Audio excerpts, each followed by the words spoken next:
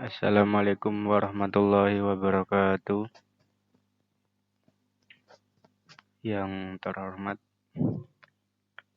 Bapak Rudi Hartono selaku dosen pengampu mata kuliah jaringan nirkabel.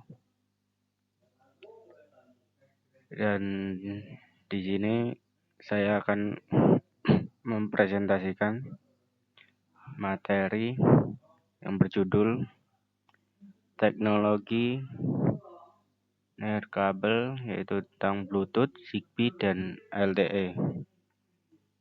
Yang pertama yaitu kita harus mengetahui tentang pengertian teknologi nirkabel terdahulu. Pertama-tama ada dasar-dasar teknologi nirkabel. Dasar-dasar teknologi nirkabel itu yang berisi ada definisi teknologi nirkabel, yaitu teknologi nirkabel adalah metode komunikasi yang menggunakan gelombang radio untuk mentransmisikan data tanpa kabel listrik, memungkinkan konektivitas fleksibel dan mobilitas tinggi dalam berbagai aplikasi. Selanjutnya ada juga teknologi nirkabel di era modern. Mengapa itu sangat penting? Karena teknologi nirkabel memungkinkan konektivitas tanpa kabel, mendukung mobilitas tinggi, efisiensi komunikasi, serta integrasi perangkat dalam berbagai aplikasi modern seperti IoT, komunikasi seluler, dan otomasi industri. Mengapa itu sangat penting? Karena yaitu memungkinkan konektivitas tanpa kabel. Karena kalau misalnya kita menggunakan kabel seperti biasanya mungkin itu akan ribet. Jadi mengapa itu teknologi nirkabel itu sangat penting. Terus selanjutnya ada klasifikasi teknologi nirkabel berdasarkan jarak dan penggunaan. Teknologi nirkabel diklasifikasikan berdasarkan jarak. Jarak dekat yaitu Bluetooth, jarak menengah yaitu Zigbee, dan jarak jauh LTE. Sesuai penggunaan seperti komunikasi, untuk komunikasi personal, otomasi rumah, dan jaringan luas. Selanjutnya perbandingan umum dari Bluetooth, Zigbee, dan LTE, yaitu karakteristik utama dari setiap teknologi. Bluetooth itu efektif untuk komunikasi jarak pendek dengan kecepatan sedang, sedangkan Zigbee hemat energi untuk jaringan sensor. Sementara LTE mendukung konektivitas jarak jauh dengan bandwidth tinggi. Terus selanjutnya kelebihan dan kekurangan masing-masing teknologi. Bluetooth hemat energi namun jangkauan terbatas. Jadi Bluetooth itu hanya bisa digunakan secara lancar ketika jangkauan konektivitasnya itu sangat dekat, karena Bluetooth itu hanya memiliki frekuensi 2,4 MHz. Terus selanjutnya teknologi Bluetooth. Asal-usul perkembangan Bluetooth. Bluetooth berasal dari proyek Ericsson pada tahun 1994, berkembang sebagai teknologi komunikasi nirkabel jarak pendek untuk menggantikan kabel, kemudian menjadi standar global dengan dukungan berbagai industri. Terus selanjutnya versi Bluetooth dan perubahannya. Bluetooth telah berkembang dari versi 1.0 dengan kecepatan rendah hingga versi 5.2 yang mendukung kecepatan lebih tinggi, jangkauan lebih luas, dan efisiensi energi meningkat signifikan. Selanjutnya ada standar dan protokol Bluetooth. Standar Bluetooth mengatur frekuensi dan kecepatan transfer data, sementara protokol memastikan koneksi stabil dan keamanan komunikasi antar perangkat dalam jaringan nirkabel jarak dekat.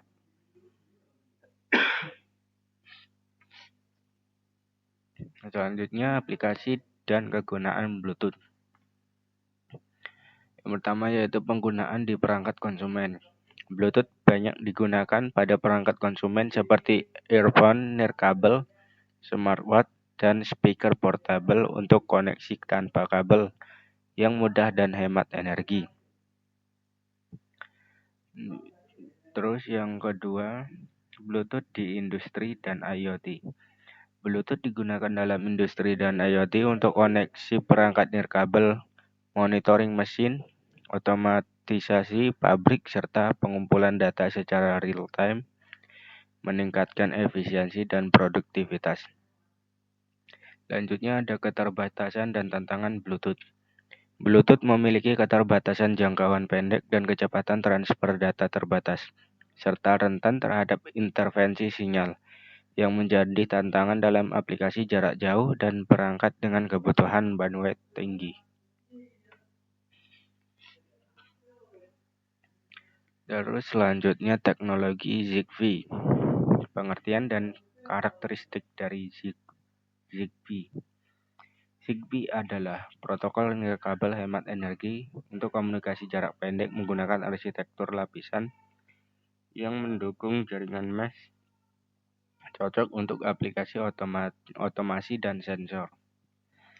Selanjutnya, konsumsi dan jangkauan Zigbee memiliki konsumsi energi rendah, ideal untuk perangkat IoT, dan jangkauannya mencapai 10 sampai 100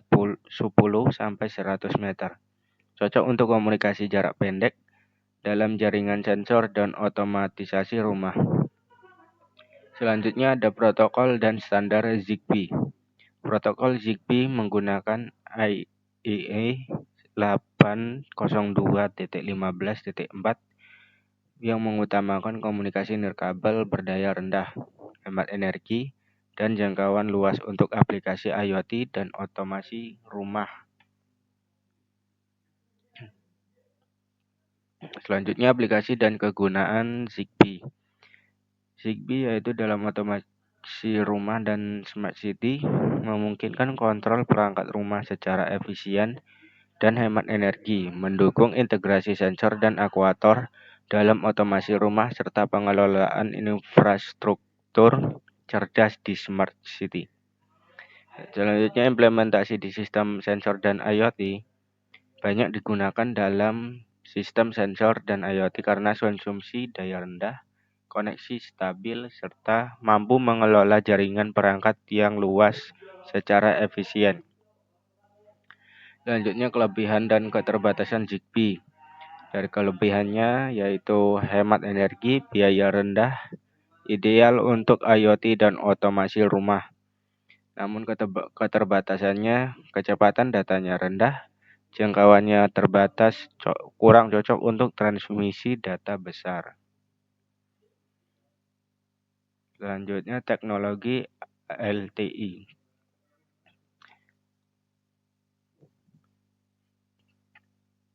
Pengertian dan evolusi LTE. Definisi LTE dan perkembangannya dari 3G ke 4G. LTE adalah teknologi komunikasi nirkabel generasi keempat yang mengembangkan 3G dengan kecepatan lebih tinggi dan latensi rendah, memungkinkan konektivitas internet lebih cepat dan efisien. Karena 3G itu adalah dari komunikasi nirkabel generasi keempat, mungkin sekarang udah sedikit yang menggunakan jaringan komunikasi dengan yang menggunakan kecepatan 3G, karena sekarang sudah ada lebih dari 4G, yaitu 5G. Paling mentok yang paling kencang ya adalah 4G plus yang masih umum digunakan.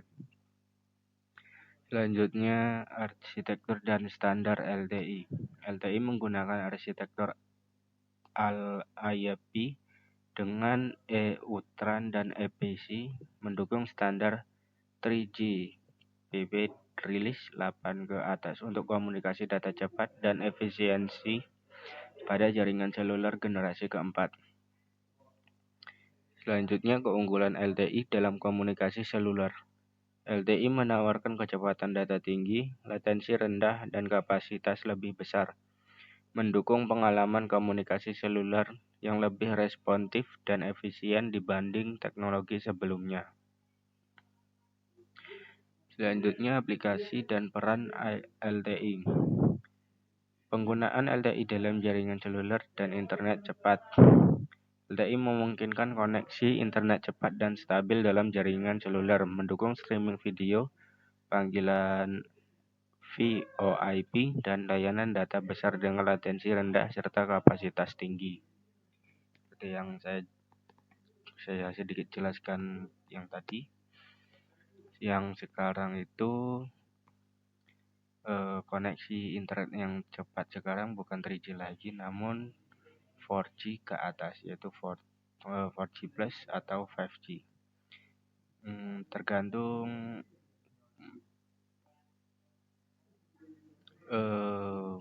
seperti itu. Selanjutnya, LTE untuk IoT dan smart device. LTE menyediakan konektivitas cepat dan andal untuk IoT dan perangkat pintar, mendukung transfer data real-time serta pengelolaan perangkat secara efisien dalam berbagai aplikasi industri dan rumah pintar.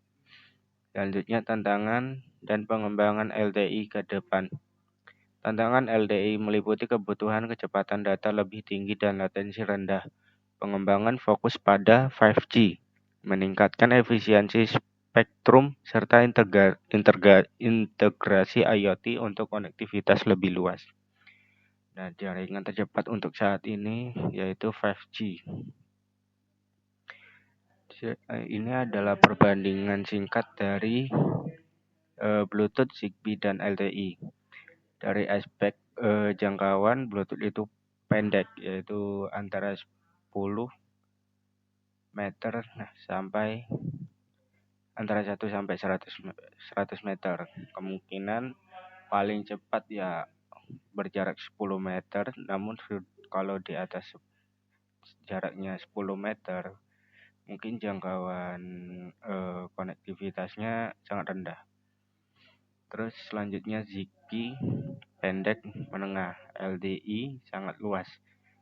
Dari aspek kecepatannya, Bluetooth menengah, Zigbee rendah, dan LTE sangat tinggi. Selanjutnya dari aspek konsumsi daya, Bluetooth rendah, Zigbee sangat rendah, LTE tinggi. Dari aspek biaya,